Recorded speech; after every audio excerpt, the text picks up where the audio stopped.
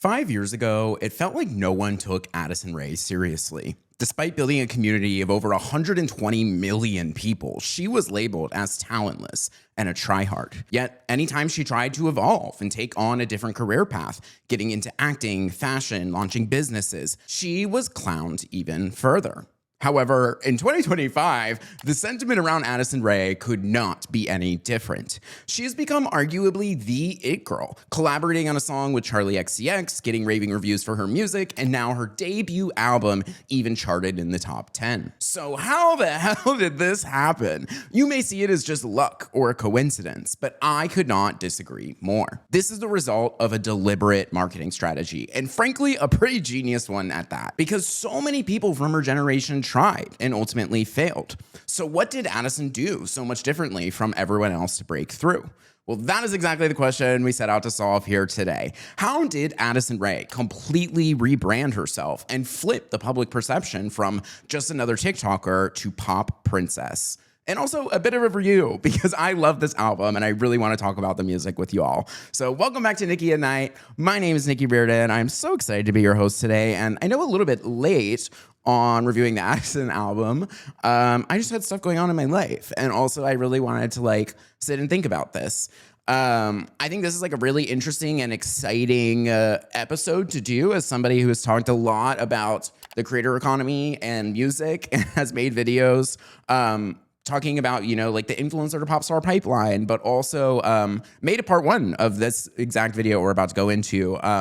I guess a year ago almost. It was one of the first videos on this channel. It's called The Greatest Rebrand in History, Addison Rae. It is one of the first videos that ever blew up and got this channel views and subscribers, which is so cool. I was reviewing some of my notes when doing the research for this episode.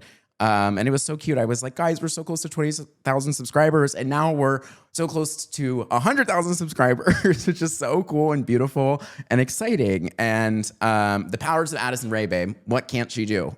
Paying the bills for Nicky Reardon, apparently.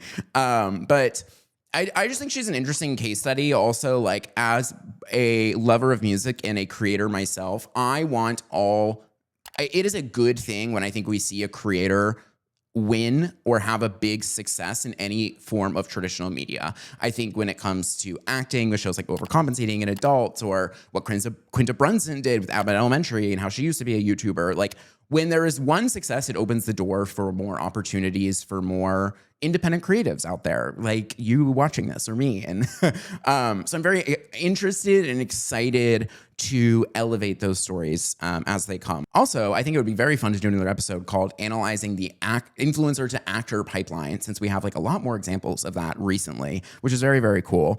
But going back to Addison Rae, I highly recommend watching this video if you guys haven't. I'm going to talk a lot. It talks a lot about her process of rebranding. So her going from this TikToker to the release of Diet Pepsi, and how she did that, and how she was able to cultivate this fandom and transfer that to an actual music listener base.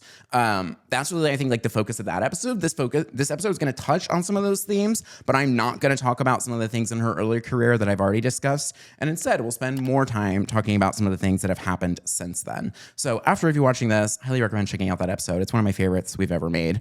But with that, we're going into the marketing of this album, because I really think everything starts with her music career back in 2022. In January, the AR EP gets leaked. So this was her first ever EP. It had the song Nothing On But the Radio. It also had To Die For featuring Charli XCX. This is the first time the two of them have ever been, to my knowledge, associated with each other, but Charli becomes a very big part of this story later on. However, the release of this EP, or actually it was leaked, so they all got released on SoundCloud, kind of got clowned of and made fun of for. And it's crazy to think that Addison Rae got made fun of for making bad music videos, when now I would argue that she has some of the best music videos of anybody in pop music right now. I would actually argue her number one differentiating factor is her music videos, and how good they are, and how interesting they are, and how well she created this world for herself with the references to Tumblr and early Instagram, and her incorporating dance in a way that's very kind of group groovy and interesting to look at, like not the way you see other people using dance in their work. And like, I think it's very funny and also a very beautiful story of like, we love to see improvement, you know, like I love when an artist or anybody like experiences some sort of response online and they're not like, why you guys are just mad at me, blah, blah, blah. But like see it as an opportunity to like improve their craft, right? Like if thousands of people are watching this thing and all having the same takeaway, it's probably because there's like some semblance of validity to that takeaway. I think that's like a very, very cool thing. You know, like I love those sorts of stories. I am the type of person where I believe in a second chance. I believe in somebody, you know, striking out and trying again. And I also think like what's interesting about this EP, although not at all like the music she creates now, I think you saw traces of the artist Addison would become in the EP, you know, with the AR title, then going to the Addison title.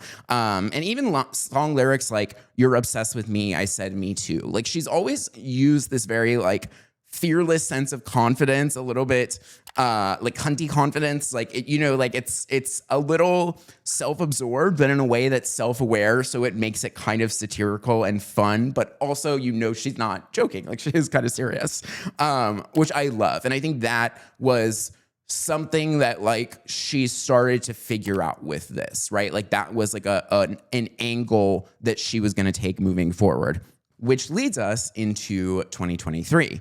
One of the smartest things Addison Rae did to rebrand herself was wiping her Instagram. Because if you want people to have a new perception of you, then you need to kill off the old perception that already exists.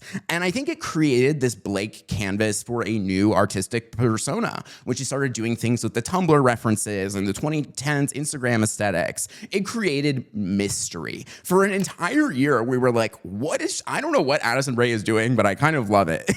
And I think that made it so that people who were like referencing her TikToks or like the old Addison Rae kind of became like fan behavior, right? It's like, oh, you're talking about something from 3 years ago that isn't even publicly up on the internet anymore. Like that's kind of embarrassing for you. Like that's weird. Like you're thinking about me a lot. You're thinking about this old version of me. Like I've moved on. You know, when it set the tone that like she has moved on. So anybody else who hasn't also moved on is kind of like picking at straws just to be obsessed hater or something like that. Like it was really, really interesting. And I think really, really worked well for her. And when we talk about these like aesthetics and stuff, I think I'll talk about later on is like Addison Rae really figured out how to use nostalgia for Gen Z in a way that wasn't annoying. Like we get so much nostalgia bait with Disney remakes and 87 Star Wars movies and Marvel this and like Addison Rae doing something like Aquamarine, right? It was very clearly a reference to a Disney Channel original movie, which is like so Gen Z, but was not in a way where it was like, the music video was not a copy of the movie. The lyrics had really nothing to do with the movie. Like it was just a reference. And I think that was so refreshing to see because nostalgia is such a powerful emotion, but it has been overused. And I like that Addison has found this way of being referential while still feeling new. Like you can so clearly tell what inspires her in the music videos, in the aestheticism, in the pictures, but there is this clear desire to like make it its own thing. And I think that was really interesting. You know, like nostalgia is one of the most powerful marketing tools, right? All of Marvel is nostalgia for boomers. I think so much of Disney has been nostalgia for millennials and boomers and Gen Z even, like all of the remakes and stuff. Like something about nostalgia is this deep piece of the human condition. And like, we love a reference. And Addison Rae figured out how to do that, but she did it with Britney. She did it with Lana. She's done it with Charlie. Like there are ways that I think it is exciting and fresh still, which is very, very interesting. Like no one else I think has really, really been able to do that well yet. And I think specifically too, like we see a lot of like Y2K nostalgia, but hers is like so specifically Gen Z nostalgia, right? Like Addison Rae could do a music video inside of a Webkinz world and like it would make sense somehow, right? Like that is something that's like unique to her, you know? Like I don't feel like other artists would make as much sense doing that. But something about Addison has really like associated her visual persona with like being a 20-year-old, 20-something today. And then later in that year, we get a life-changing moment, which was the Von Dutch Scream.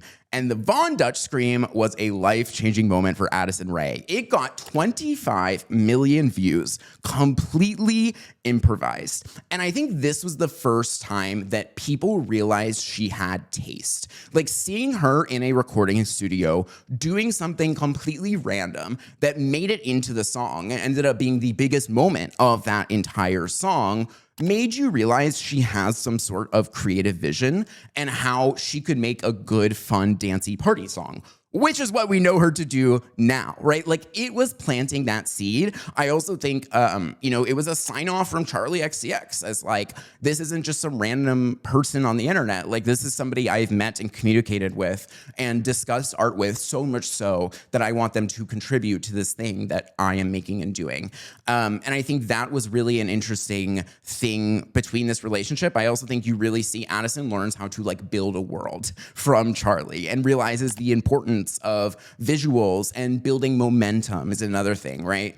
That like Charlie's always been good at, right? We had the Brat album, we had the Brat Wall, and we had the deluxe version, then we had 3 different remixes, and then we had a remix album, and then we had a sweat tour, and like Charlie's always known that. She's always known how to play with the album cycle to like always make it feel like it keeps evolving and keeps growing and there's always something new happening. Like you never really know when it's over. And I think that is something that Addison really learned and figured out, especially with, where she came from, being this like random TikTok girl to like trying to become more of like a niche pop artist. And I would even say like Addison Rae is the blueprint for why it is better to have a small group of people love you than it is to have a very large group of people kind of like you. Like when she was doing 10 random TikTok dances a day, nobody cared about her. It was not unique. It was not interesting. But once she started being niche, leaning into hyperpop, these references to Lana Del Rey, Madonna,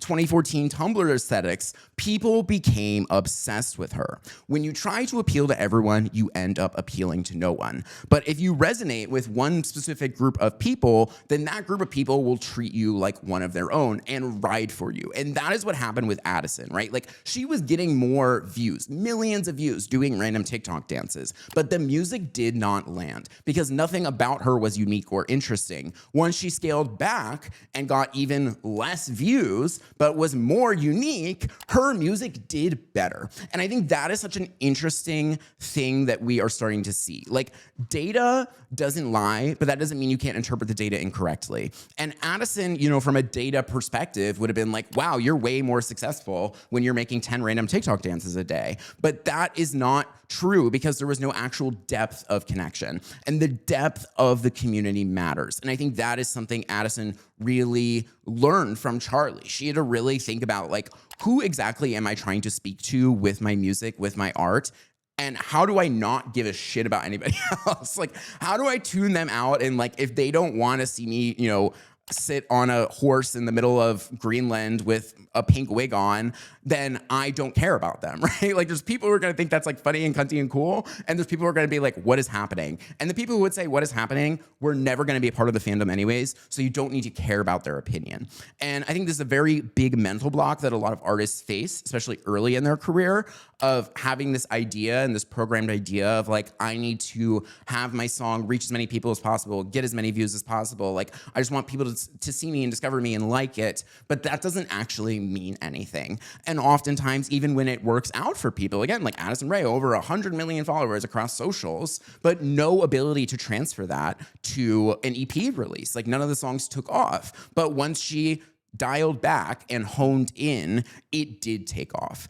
And I think like she is just like this eternal interesting example of that to me. And that is why Addison Rae is proof of why you need to stop trying to make people pay attention and start making things that are worth paying attention to. When she was making 10 TikToks a day dancing, she was trying to get anything to make people pay attention to her, to get more views, grow more followers, but it didn't do anything. And when she started making something worth paying attention to, taking 2 years to write music, make an album, have 6 incredible music videos, spend so much time on the visuals and the aestheticism and what the world was going to be and look like, she had more people pay attention to her, right? Like there is not, you cannot chase this thing that is fame. Like it is ever fleeting. What you can do is build the foundation of something that people are seeking out, that people want to come and find you and go to your concert for or whatever, right? And I think that was like a really clicking moment for her. Like it was not about trying to do as much as you can, as quickly as you can all the time.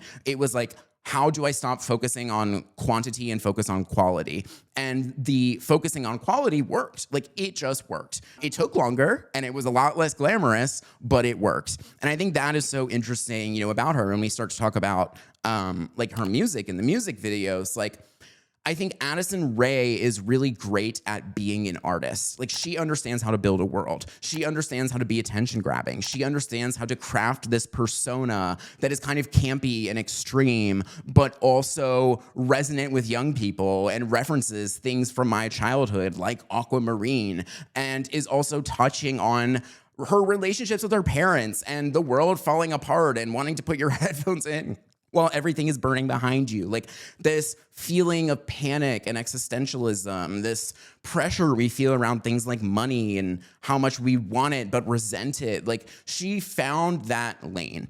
And I think you finally understand who her music is for and why it resonates with people. And I think when it comes to artists who don't make it, it's not because their music is bad. It's because you never understood who the music was for. Like if you cannot listen to the song for the first time and be like, that's it, it's never gonna work. Like something about it needs to be so direct. And I think some of the biggest artists to blow up, especially young artists right now, I think, Olivia Rodrigo is very like teenage angst. Billie Eilish is very like generational talent, artistic girl. Chapel Roan is very like campy and theatrical. Sabrina Carpenter is very witty and sexual. Like there's just quick like understanding of like, oh, if you find this type of humor funny, if you find sexual innuendos funny, you will like Sabrina Carpenter's music, right? Like you understand who is the person, why do they like the thing? And I think that's a very useful, interesting exercise for artists. It's like, what are you crafting? Who likes it? Why do they like it? And if you don't know who and why, either ask people or like spend a lot more time thinking about that vision, because I think everything needs to be derivative of that. Like it needs to be derivative of who is watching it and why they would like it. And that's what the visuals should be. That's what the writing should be. That's what the emotions should be. And I think one of the smartest things Addison Rae did was the music videos.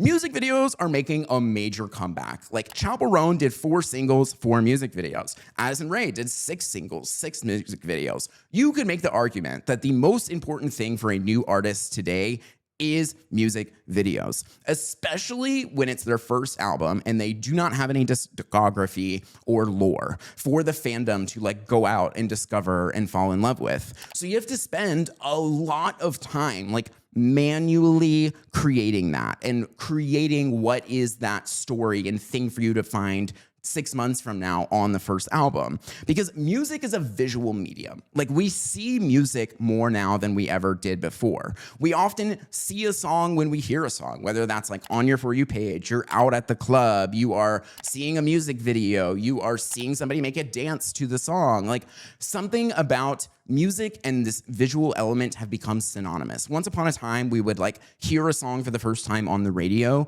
and that doesn't really happen anymore, at least for the vast majority of people. We are seeing the song and experiencing the song with our eyes, and the visual and the writing and all of it like need to be done with that in mind. I think you cannot have a successful song nowadays without like planning what is the visual, what is the aestheticism, who is listening to it, why do they like it, where are they going to be when they're listening to the song, what are they doing, what are they telling their friends about it. Like that element of a visual artist is integral. It's more important than it's ever been. And I think it grows more important every day as there's like more social things develop like time and time again. And when you think of some of the biggest artists, again, like the example I always use is Sabrina Carpenter, because I think she's someone who's so like you see how quickly it changed in a year, right? Like Emails I Can't Send, she did not have this sort of like uniform color and aestheticism and look, but then like Short and Sweet, she really did. And you knew the color of that album. You knew what to wear to that concert. You knew what she was going to wear on stage at that concert. And something about that aestheticism,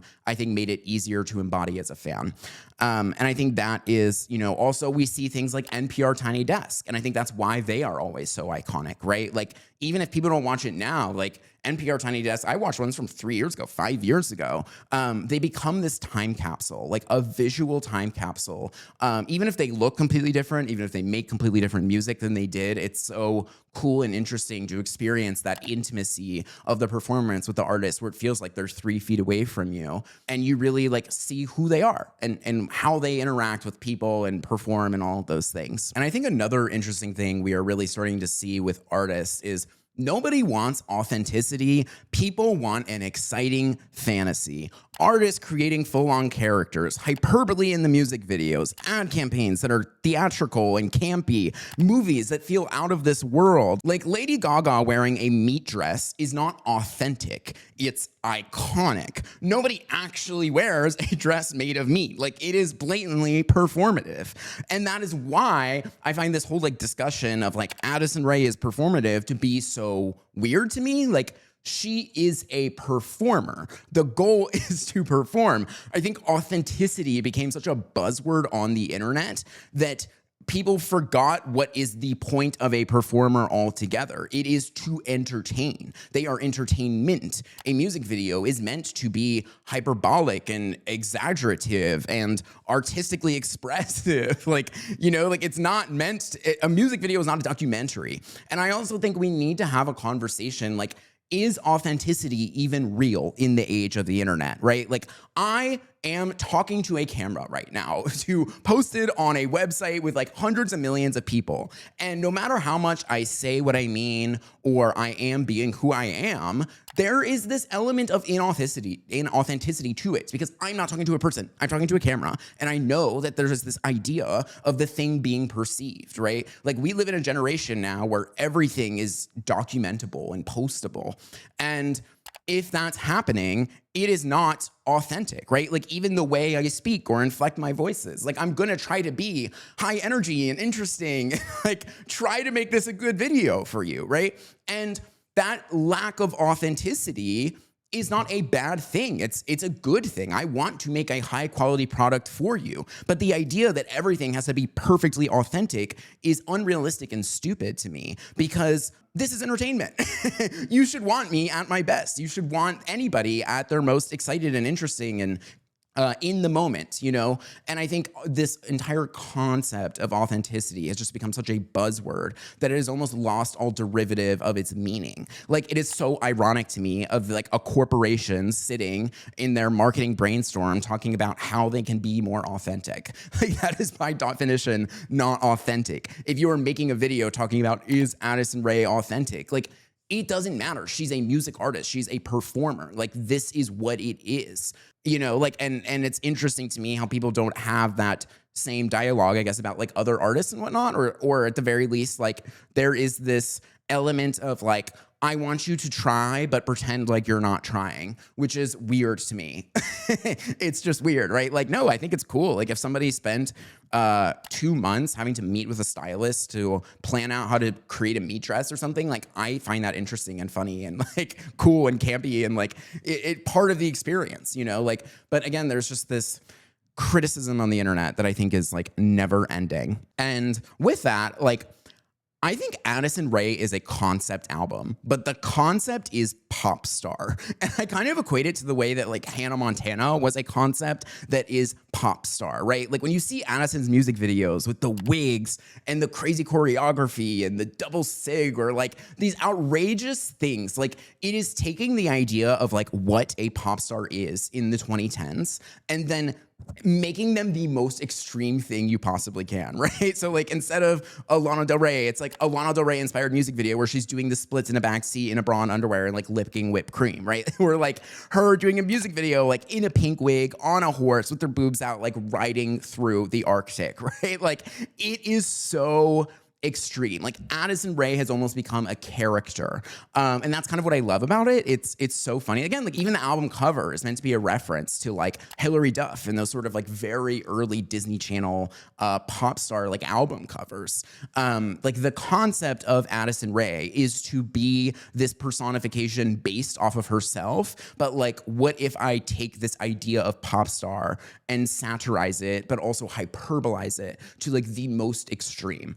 And I think think that is what's so interesting about her, you know, when she says like, diamonds are my best friend, like Norma Jean, and money is everything. And like there is this element of satirization to it, but also this element of like, those are what a pop star is, right? Like high fashion is her talking about drugs and like that sort of aspect of the pop star life. When it's Aquamarine is like the way she choreographs. Fame is a Gun is literally about her desire for fame. Like these are elements and integral of like what the pop star is, but she's like isolating them and then over exaggerating them, but I'm not even sure that's the right way, like exploring them deeper, but also again, like through this element of hyperbole in a way that is meant to be kind of campy and funny. But overall, like, I think being a tryhard is cool again. From Timothée Chalamet proclaiming his greatness, artists with entire characters, costumes, and themes, fashion that is maximalist and expressive, like doing the bare minimum is dead. And I find it extremely admirable to make a clear statement like, I am working for this. I have spent years of my life honing my craft. I really want it, and I'm going to do anything I can to achieve it. Like when we see artists like Doechii pop off, you know, I think that's what was so refreshing about her, is like we saw her make it, and all these people started to recognize her name, and then all of these videos of her 5 years ago, 10 years ago, in her childhood bedroom, making YouTube videos, talking about how she wanted to be an artist and she wanted to create great music and she was going to do anything she could to become a better musician, to become a better performer. Like it was so refreshing to see that because she wasn't lying or trying to hide it. I hate this nonchalantness. Like it's cool that it's cool that you won a Grammy. You got a nomination for a Grammy and you won. That's a cool thing. Like celebrate that. And it should be a beautiful moment for your child version of you 5-10 years ago that wanted that so badly.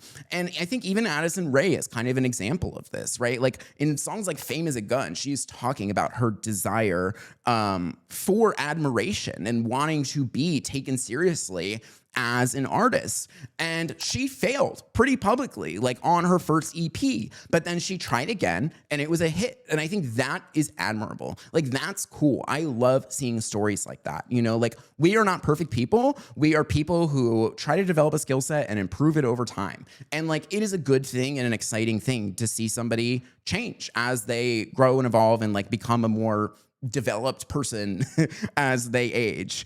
And I really like want to encourage more of that. Like, I think people shouldn't be afraid of trying and saying what they want, you know, like this is like my show. I want this to be a big show. I want to have artists interview guests. Like I want to create a space where music and pop music artistry is taken seriously. Like that is the goal of this thing. The goal of me doing this is to make people think about the things they see in their life a bit deeper, whether that is me talking about the boo-boos, whether that is me talking about music, whether that is me talking about 500 Days of Summer, whatever. Like I just love when people actually sit and think and analyze these pieces of media that really impact all of us. And like, you know, like that's my purpose. That's my goal. And I'm not afraid to admit that. Like, I think that's exciting. And I hope that one day, you know, like other artists or record labels like see that too and like want to be a part of that because they understand that like communicating with the fandom is important. Sorry for my tangent.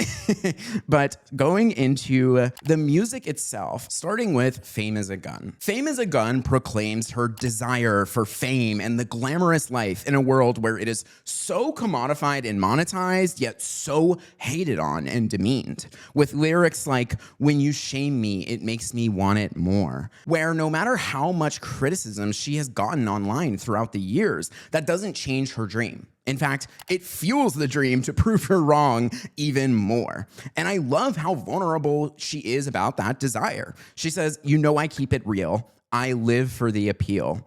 Knew it from the start. I was the only way to mend my broken heart. And everyone says they want to be creative and fun and do artistic things, but then absolutely shit on anytime they see anybody trying. And like, I love that she is literally saying like, I live for the appeal. I live for this feeling of my work being appreciated. And I enjoy that. It's part of the reason I create the work because I want other people to enjoy it too. And I have always known that from the start, that the only way I felt to fill this void within me was to share something with the world that was loved and admired so that I could validate that feeling that I had, the emotion that drove the song. Like, I think that's actually a very beautiful thing. I don't think that's a out of touch or performative thing. I think that's real as fuck. And I think more famous people should be willing to talk about that. Like, there's a reason you chose this line of work, you know, like, and I think it's exciting to see an artist not shy away from that. I actually think it's rather cool. Next, I want to talk about Headphones On. Headphones On taps into this existential panic we feel as a society right now, and how when you hit rock bottom, sometimes the only thing you can do is put your headphones on and press play. Music is that form of escape, and this song is meant for you to escape to while singing about that escapism, with lyrics like, "You can't fix what's already been broken, you just have to surrender to the moment." And even talking about her own parents' divorce. "I wish mom and dad could have been in love." And as a personal anecdote, like, I very much resonated with this as a child of divorce from when I was, as long as I can remember. I don't remember my parents being together. But, you know, this idea of like putting your headphones on and pressing play in your childhood bedroom while your parents are yelling at each other downstairs is a universal experience with every like divorcee kid ever, where music became this form of escapism, this form of safety, this form of euphoria when everything was going bad around me, when I was stressed and anxious, when I didn't know what was going on with my parents. Like, music saved me. I was listening to Blue Neighborhood by Troye Sivan in 2014 in my childhood bedroom in Virginia, right? Like, that was what I was doing to get through that experience. And I think that's why music is like medicine for the soul. You know, like, we use it to change our mood, whether that's you at the gym wanting to play a playlist that gets you really hype, whether that's while you're chilling before bed and you're listening to some more like vibey R&B music or pop music in the morning in the shower before work. Like,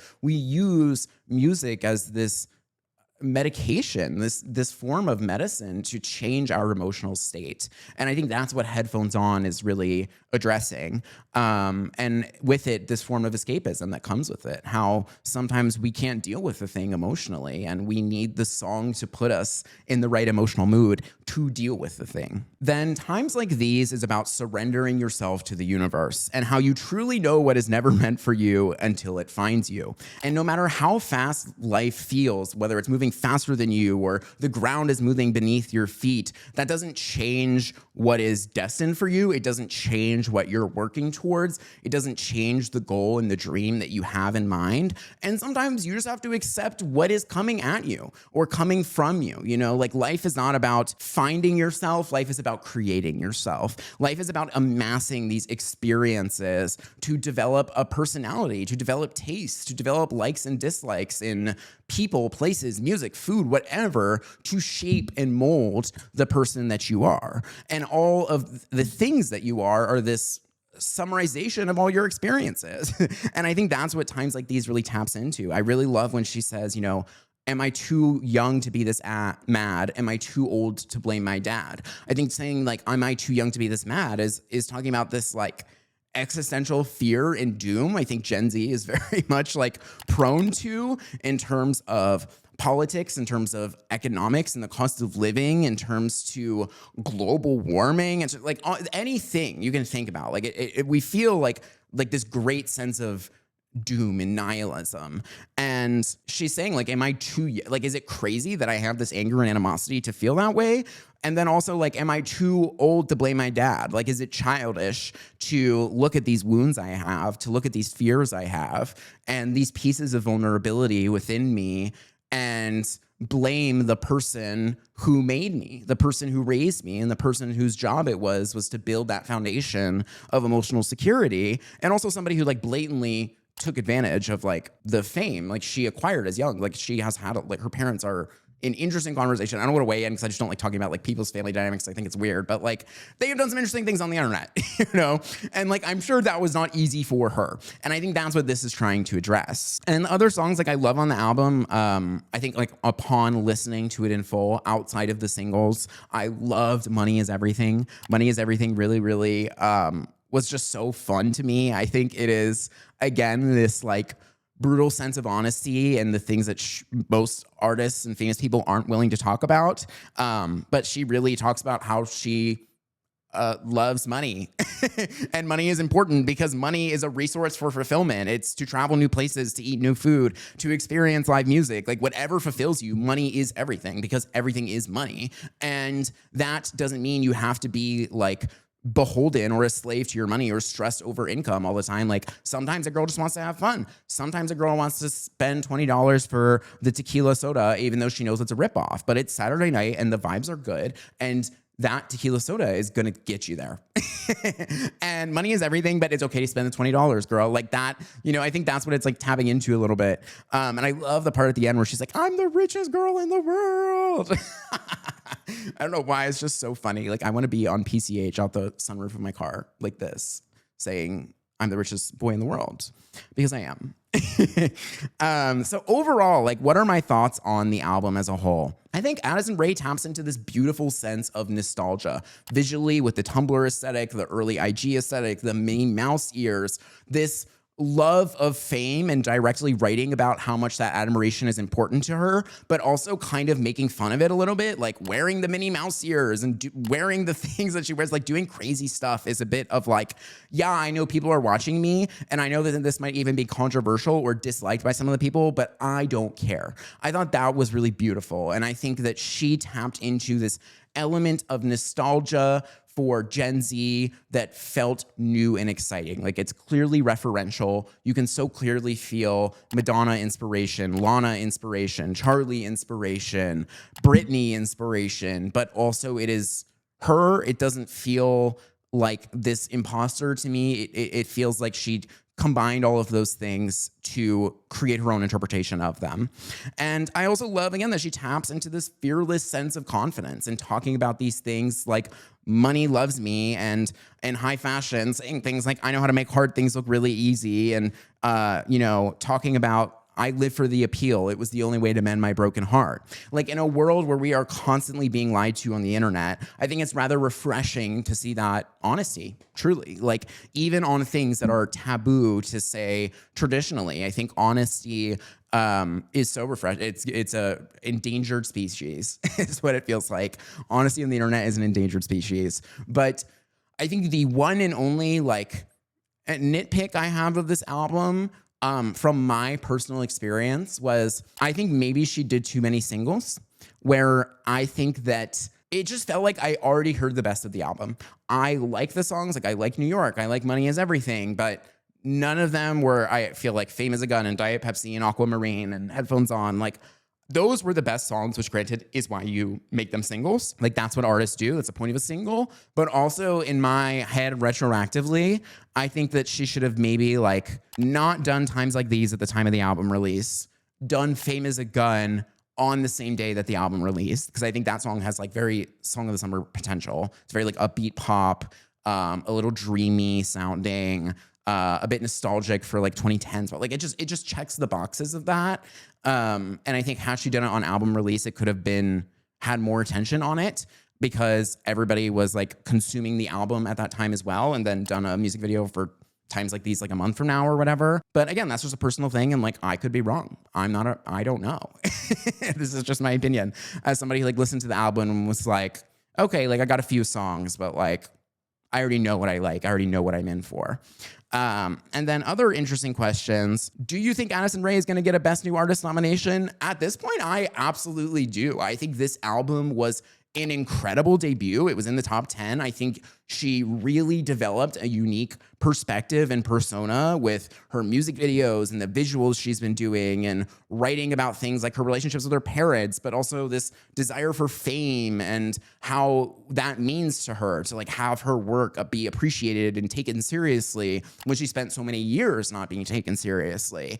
And I think that's a very interesting narrative for a Best New Artist story. I also love that it is this example of traditional and digital media crossing paths. You know, we're really starting to see more and more things like Overcompensating and Adults, now an Addison Rae album. We've had Nessa Barrett in the past and Troye Sivan and Quinta Brunson. Like this merging between these worlds is really, really beautiful and exciting. And I'm excited to see a new generation of talent.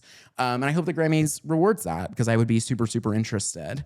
And yeah, I guess that's all I have to say about this Addison Rae album. It's also, again, like I'm not saying, like I've already given my thoughts on Diet Pepsi and stuff like that. So you can go watch the other episode if you want. But I'm very excited. I do think we're going to get a deluxe album from Addison for sure. Like she understands the power of momentum. She did 6 singles and 6 music videos. She is a daughter of Charlie XCX at this point when it comes to the way she markets.